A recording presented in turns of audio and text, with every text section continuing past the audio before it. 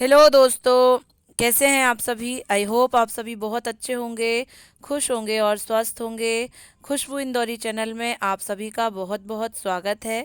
जैसा कि आप देख रहे हैं, मेहंदी मांडी जा रही है, मेहंदी लगवाई जा रही है, क्योंकि नेक्स्ट डे करवा चौथ है।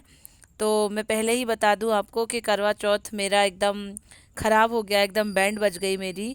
तो वीडियो को पूरा देखिएगा, फिर पता चलेगा आपको। फ़िलहाल तो मैं अभी बहुत खुश हूँ, बहुत एक्साइटमेंट में हूँ कि नेक्स्ट डे करवा चौथ का व्रत है, मुझे रखना है। और मैं बहुत खुश हूँ, बहुत अच्छे से मेहंदी लगवाई जा रही है।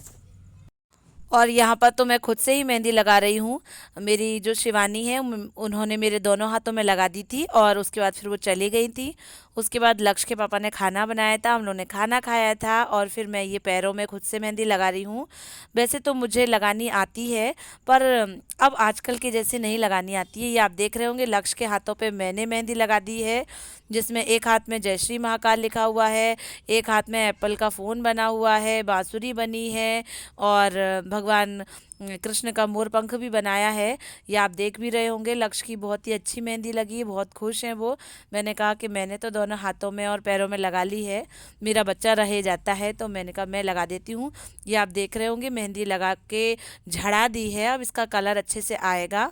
बहुत ही अच्छी मेहंदी लगाई गई थी, पूरे हाथ भर के। और जब बहुत ज़्यादा समय हो गया तो फिर मैंने दूसरे हाथ में थोड़ी सी ही लगवा ली थी शगुन की। मैंने कहा कि आप थोड़ी सी ही लगा दीजिए, और ये पैरों में मैंने खुद से ही लगा ली है। आप देख भी रहे होंगे, जब कलर आएगा तो बहुत ही अच्छी लगेगी। मैं शादी के पहले भी लगा ही लेती थी थोड़ी थोड़ी, लेकिन अब जो है आदत एकदम छूट गई है। ये नेक्स्ट डे करवा चौथ का ब्लॉग है दोस्तों।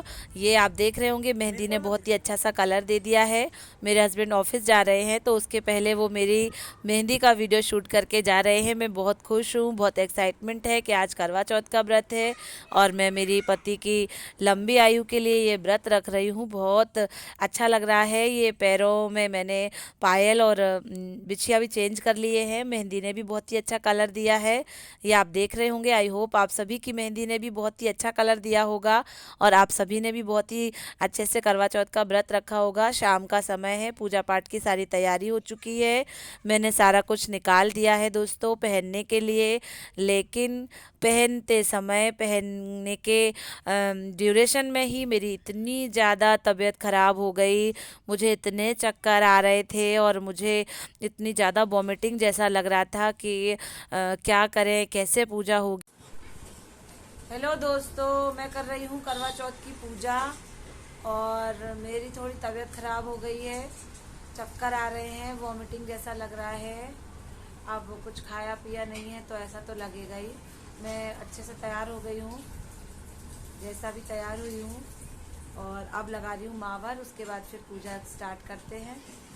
ठीक है दोस्तों, बताइएगा मैं कैसी लग रही हूँ। मैंने ऐसी लाल साड़ी पहनी है, ये लाल चूड़ियाँ, और मेकअप हो गया है सारा। अब बस मावर लगा रहे हैं, ठीक है साथियों। जितना मेरा मन एक्साइटमेंट था, उतना रात होते होते मेरा सारा जो एक्साइटमेंट था, सारी खुशी थी, वो ख़राब हो गई। और मेरी कुछ ज़्यादा ही तबीयत ख़राब हो गई थी। स्कूल जाना रहता है, उसके बाद से फिर मैं जब 5 बजे आई तो मुझे चक्कर आने लगे थे। पानी नहीं पिया, चाय नहीं पी, कुछ खाया पिया नहीं है उसके चक्कर में। और काम भी बहुत ज़्यादा हो गया।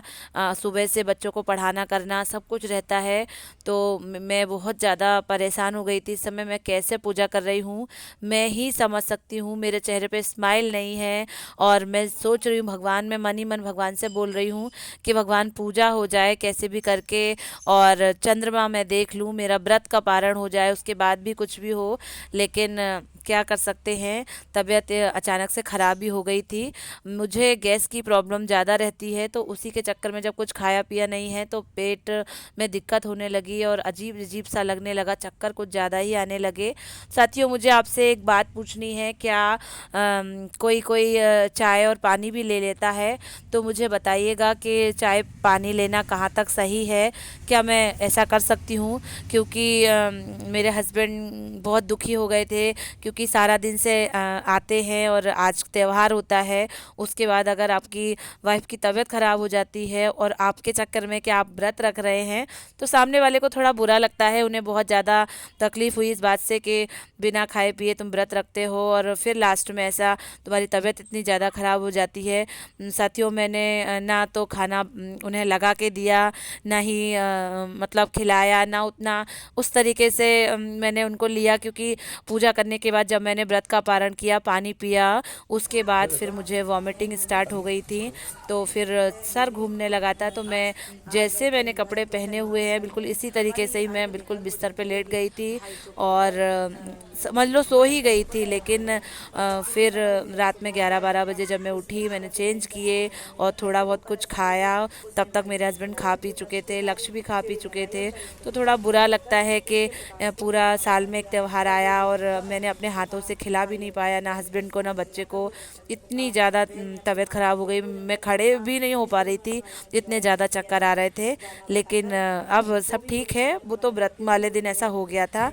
मैं कर रही हूँ पूजा, जिसमें कथा पढ़ रही हूँ। दोस्तों, मैं कैसे कथा पढ़ रही हूँ, कैसे क्या कर रही हूँ, मैं ही समझ सकती हूँ। लेकिन आप बताइएगा कि क्या मैं चाय पानी ले सकती हूँ और ये कहाँ तक सही है या फिर ये लेना कहाँ तक कारगर है। आप कमेंट बॉक्स में कमेंट करके बताइए। साथ ही दोस्तों, करवा जो होता है मिट्टी का, उसमें हमारे यहाँ 4 पूड़ी, 4 लड्डू और 4 मुट्ठी जो महीन वाला चूड़ा होता है वो भरा जाता है।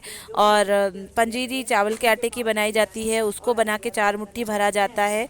क्या आपके यहाँ भी इसी तरीके से करवे में भरा जाता है या फिर पानी भरा जाता है? हमारे मायके में करवे में पानी भरा जाता है, उसके ऊपर 4 पूड़ियाँ और मिठाई रखी जाती है और फरे बनते हैं वो रखे जाते हैं। लेकिन लखनऊ में कुछ और ही अलग रिवाज है। पर मैं जहाँ की बहू हूँ वहाँ का सारा कुछ मानना पड़ेगा। तो मैं करवे में पूड़ी और लड्डू वगैरह सारा कुछ रखती हूँ, उसके ऊपर दीपक जलाया जाता है, ऐसा करा जाता है। आप भी बताइएगा कि करवे के अंदर आप पानी भरते हैं या कहीं कहीं लोग चावल या फिर गेहूँ भी भरते हैं, या फिर मेरी तरीके से पूड़ी और लड्डू ही भरा जाता है 4-4 का। तो बताइएगा ज़रूर दोस्तों। साथ ही करवा चौथ पे 4 कथाएँ भी पढ़ी जाती हैं, इसीलिए कहा जाता है करवा चौथ माता। तो करवा चौथ की पूजा में 4 कथाएँ पढ़ी जाती हैं, जिसमें मैंने कैलेंडर भी लगा रखा है, गणेश जी भी बिठा रखे हैं, माता गौरी भी बिठाई हैं, गौरी को जी को श्रृंगार भी चढ़ाया है। जिस तरीके से पूजा मैं बचपन से अपनी मम्मी की देखती हुई आ रही हूँ और जिस तरीके से मेरी सासू माँ करती थी, तो मैं दोनों को मिला जुला के कर लेती हूँ जैसा मुझे समझ में आता है। बस भगवान प्रसन्न रहे, परिवार सुख समृद्धि की ओर बढ़े, ऐसे ही एक स्त्री चाहती है, ऐसे ही सब होता रहे। चारों कथाएं पढ़ने के बाद भगवान की आरती पूजा की, होम धूप किया, तब तक चाँद निकल आया था दोस्तों। तो फिर मैं कैसे भी करके सीढ़ियाँ चढ़ के हस्बैंड की मदद से ऊपर चाँद के दर्शन करने गई, चाँद को अर्घ दिया, पूजा पाठ की और धीरे से फिर मैं नीचे भी उतरी। हस्बैंड लेके आए कि अब तुम्हें इतने ज़्यादा चक्कर आ रहे हैं। लेकिन अब मैं कर रही हूँ उनकी पूजा, अपने पति परमेश्वर की। ईश्वर करे वो दीर्घायु हों और खूब लंबी उम्र पाएँ। उनकी पूजा करने के बाद आप देख भी रहे होंगे कि मुझे कहाँ कैमरा लगा है, कहाँ क्या चल रहा है, मुझे किसी बात से कोई मतलब ही नहीं है। मुझे बहुत तकलीफ़ हो रही है। ये पूजा होने के बाद फिर मेरा व्रत का पारण करवाया जाएगा, मुझे भी पानी पिलाया जाएगा। तो दोस्तों, इस तरीके से मेरा आज का ये ब्लॉग था। आई होप आपको ये ब्लॉग अच्छा लगा हो। अच्छा लगे तो प्लीज़ लाइक करें, शेयर करें, सब्सक्राइब करें, कमेंट बॉक्स में कमेंट करके बताएं। Thank you, bye bye. और आप सभी को एक बार फिर से करवा चौथ की ढेरों ढेर शुभकामनाएं और आप सभी के जोड़े अमर रहे और खूब खुश रहे। Bye bye.